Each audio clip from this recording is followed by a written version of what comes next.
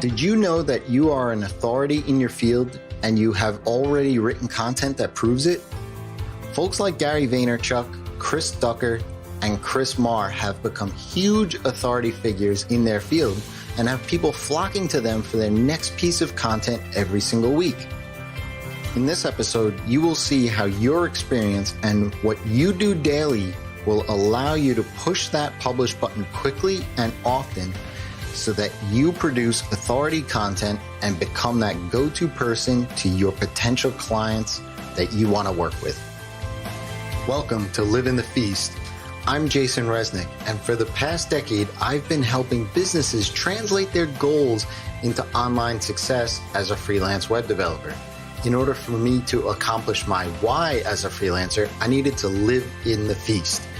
Now I'm turning the tables around so you, as the freelancer, can do the same and build a sustainable business to achieve success so that you can ultimately live the kind of life you want. This episode is sponsored by Feast. Feast is an online course and coaching platform built for freelancers like you who are looking to take their freelance business to the next level. Want to get higher quality clients? Command higher prices, build recurring revenue so that you can stay out of the famine for good? Feast will help you focus and remain accountable through coaching calls, community, an exclusive mastermind group, and tons of resources. Join the VIP list now by going to res.com/feast and get first crack at some exclusive bonuses when the next enrollment opens.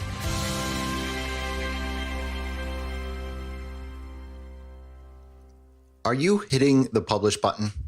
Are you producing content on a regular basis? No? Why not? I know you are taking sales calls from leads. You are replying to emails from clients, right?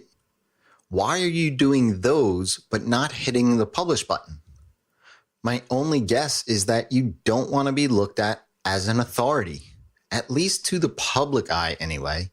Because right now, as you take sales calls and you reply to emails, you are looked at as an authority to those leads and clients.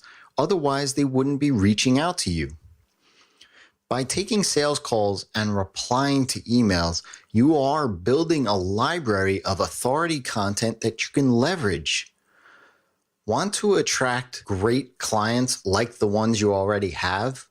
Then answer the questions your clients are asking you, but display it on your website or someone else's website to bring folks back to yours.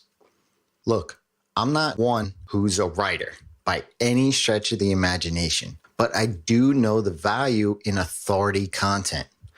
I'm not just going to say, here, you need to write this stuff, but I want to show you a couple of examples on how beneficial authority content is.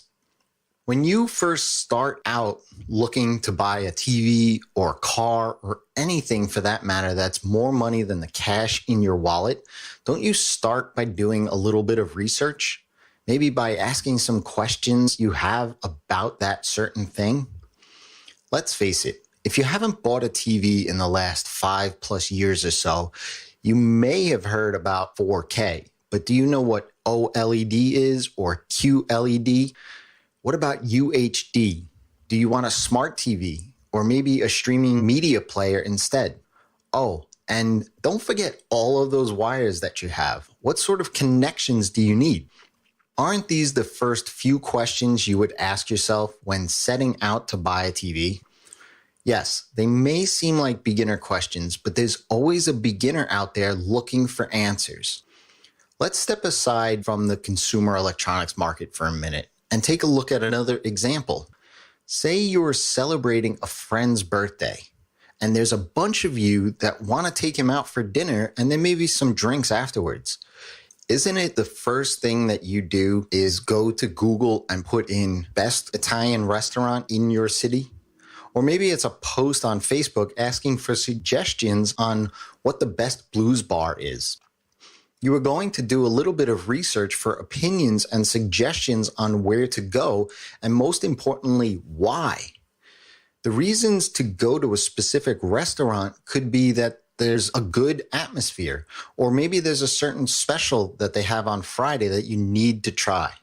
Similarly, for a bar, when you were doing these searches, you were looking for those that have gone there before or have bought that product before. You are looking for answers to those that already have that experience with that thing. Those that have experience have authority to share. Now, I get the whole imposter syndrome thing. In fact, I still wrestle with it myself. So I understand that big hurdle to overcome. The thing to remember is that when someone comes to you looking for answers, they don't come to you. They came for their answer. They came for themselves. It could be you or an automated response or a blog post. If the answer is provided to them and gives them value, they'll be happy. In fact, they'll come back with another question a little bit later because you gave them the answer to their first question. And then again, for a third time, they'll come to you. Maybe then they'll take a little bit more look into who you are and why you're answering their questions with such awesome answers. Only after a few pieces of valuable information will they realize, hey, this person has helped me out a bunch. Maybe I should see what this person is all about.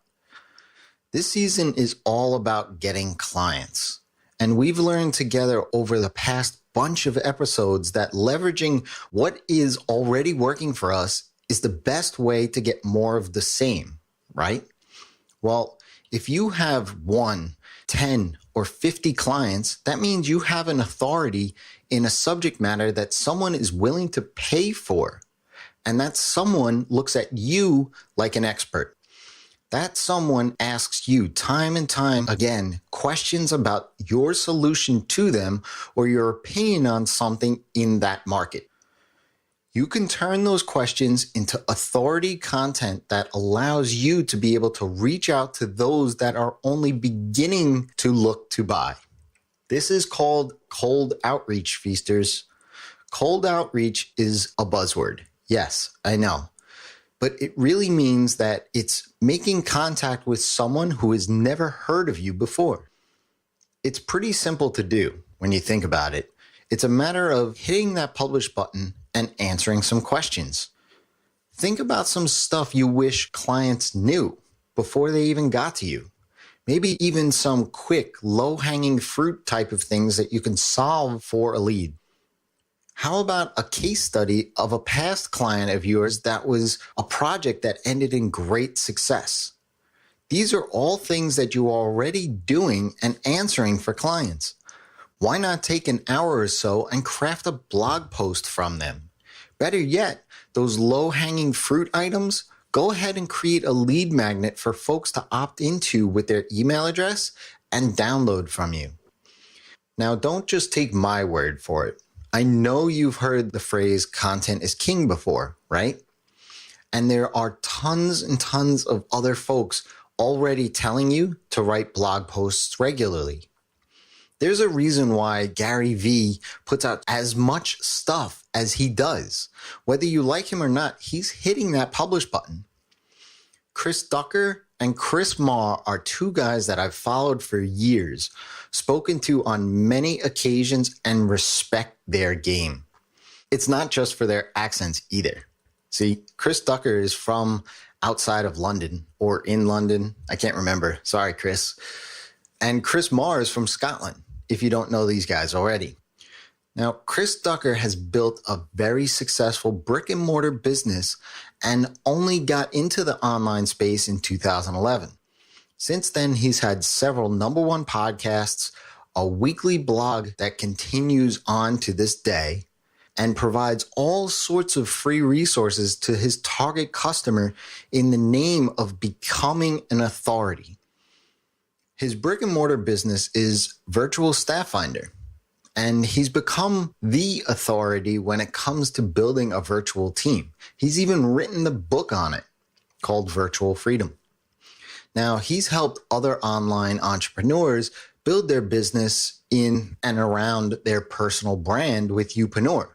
He's basically taken what he's done with the brick and mortar side and doing it again in his online businesses. Chris Marr, on the other hand, started online first. Chris runs the Content Marketing Academy, and much like Ducker, Marr puts out tons and tons of content in various forms to position himself as the authority in creating content. Yes, it's a little Inception-like here, but you'll get where I'm going here in a minute. It's not like smoke and mirrors either. These gentlemen put hard work in order to be able to get themselves in front of their target customer. The thing to keep in mind, though, is that they are in it for the long haul. It's not about putting something out and then trying to get their target market to sign up and become a customer in a week. For one, it just doesn't work like that. And two, it's a trust building exercise.